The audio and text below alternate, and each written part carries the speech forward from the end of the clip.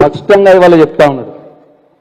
రాజీవ్ వికాసం కావచ్చు, ఇందిరమ్మ ఇల్లు కావచ్చు, పనులు కావచ్చు, ఎస్డిఎఫ్ నిధులు కావచ్చు, అన్నీ కూడా కాంగ్రెస్ పార్టీ కార్యకర్తలకే ఇవ్వాలి అని స్పష్టంగా ఒక అధికారిక బాధ్యతలో ఉన్నటువంటి కార్పొరేషన్ చైర్మన్ ఇవాళ బహిరంగంగా చెప్తా ఉన్నాడంటే ఇవాళ కాంగ్రెస్ పార్టీ ఎంతకు దిగజారిందో రాష్ట్ర ప్రజలు ఆలోచన చేయాలని చెప్పి నేను కోరుతా ఉన్నా.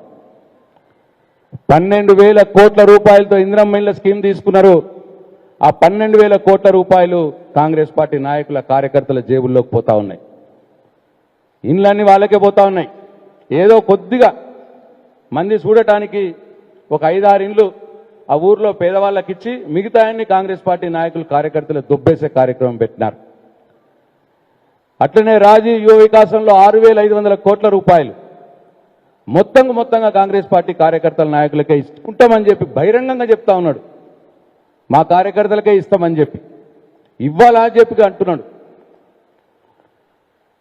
అంటే అత్త సొల్లు అల్లుడికి దానం చేసినట్టు ఎవడప్ప సొమ్మని చెప్పి ఇవాళ మీ కాంగ్రెస్ పార్టీ కార్యకర్తల జేబులు నింపడానికి 6,500 కోట్లు రాజీవ్ యువ వికాసం మీరు ప్లాన్ చేస్తూ ఉన్నారని చెప్పి నేను ప్రశ్నిస్తా ఉన్నా.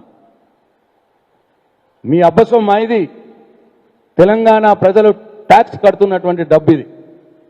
తెలంగాణ ప్రజల నుంచి వసూలు చేస్తున్నటువంటి డబ్బుని మీరు మీ కాంగ్రెస్ పార్టీ నాయకులు కార్యకర్తల జేబుల్లోకి మళ్లిస్తున్నారు అని చెప్పి అధికారికంగా ఇవాళ అనిల్ అనే ఒక నాయకుడు కార్పొరేషన్ చైర్మన్ ఇంత బహిరంగంగా చెప్తా ఉంటే మరి వాళ్ళ అధికారులు ఏం చేస్తున్నారు ప్రజలారా ఒకసారి గమనించండి అని చెప్పి నేను కోరుతా ఉన్నా.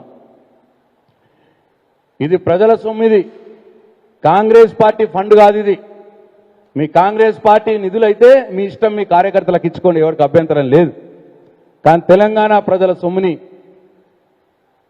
కాంగ్రెస్ పార్టీ నాయకులకు కార్యకర్తలకు 6,500 కోట్లని మీరు పంచిపెడతాము అంటే తప్పకుండా ప్రతిఘటిస్తాం. మా పార్టీ కార్యకర్తల నాయకులకు కూడా నేను విజ్ఞప్తి చేస్తా ఉన్నా.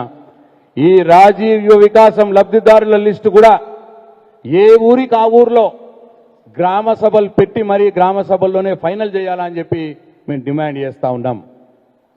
ఇందిరమ్మ ఇండ్లకు గ్రామ సభల్లోనే ఫైనల్ చేస్తామని చెప్పి మీరే జీవో ఇచ్చినారు. కానీ దొంగతనంగా రాసుకుంటున్నారు. గ్రామ సభలు పెట్టకున్నా పెట్టినమో అని చెప్పి మీ కాంగ్రెస్ పార్టీ కార్యకర్తల నాయకుల ఇళ్లల్లో లిస్టులు ఫైనల్ చేసి మరి కలెక్టర్కి పంపించినారు గ్రామ సభలు పెట్టినామని. నేను అధికారులకు కూడా హెచ్చరిస్తా ఉన్నా. క్షేత్రస్థాయిలో మండల ఎంపీడీఓలకు, గ్రామ పంచాయతీ సెక్రటరీలకు కూడా హెచ్చరిస్తా ఉన్నా. మీరు గ్రామ సభలు పెట్టకుండానే గ్రామ సభలు పెట్టినమో అని చెప్పి మీరు తప్పుడు రాసి కలెక్టర్ గారికి పంపిస్తే మీ మీద చట్టరీత్యా చర్యలు తీసుకుంటాం, మిమ్మల్ని కోర్టుకు లాగుతాము అని చెప్పి నేను ఎంపీడీఓలకు, పంచాయత్ సెక్రటరీలకు కూడా నేను హెచ్చరిస్తా ఉన్నా. మీ అబ్బ సొమ్ము కాదు ఇది. కాంగ్రెస్ పార్టీ నాయకులు కార్యకర్తలు ఎవరి పేర్లు చెప్తే వాళ్ళ పేర్లు మీరు రాసి పంచిపెట్టడానికి ఎంపీడీఓల సొమ్ము కాదు, పంచాయత్ సెక్రటరీల సొమ్ము కాదు, కాంగ్రెస్ పార్టీ నాయకుల కార్యకర్తల సొమ్ములు కావవి. తెలంగాణ ప్రజల సొమ్ము అది. కాంగ్రెస్ పార్టీ ఫండ్ కాదు ఇది, తెలంగాణ ప్రజల సొమ్మిది. తప్పకుండా అర్హులైన పేదవారికే చెందాలి. అర్హులైన పేదవారి లిస్టులు వాళ్ళ పేర్లు గ్రామ సభల్లోనే ఫైనల్ కావాలి. గ్రామ సభలు పెట్టి తీరాలి అని చెప్పి నేను మరొకసారి డిమాండ్ చేస్తా ఉన్నా. కలెక్టర్ గారిని డిమాండ్ చేస్తా ఉన్నా. ఈ రాష్ట్ర ప్రభుత్వాన్ని కూడా నేను డిమాండ్ చేస్తా ఉన్నా.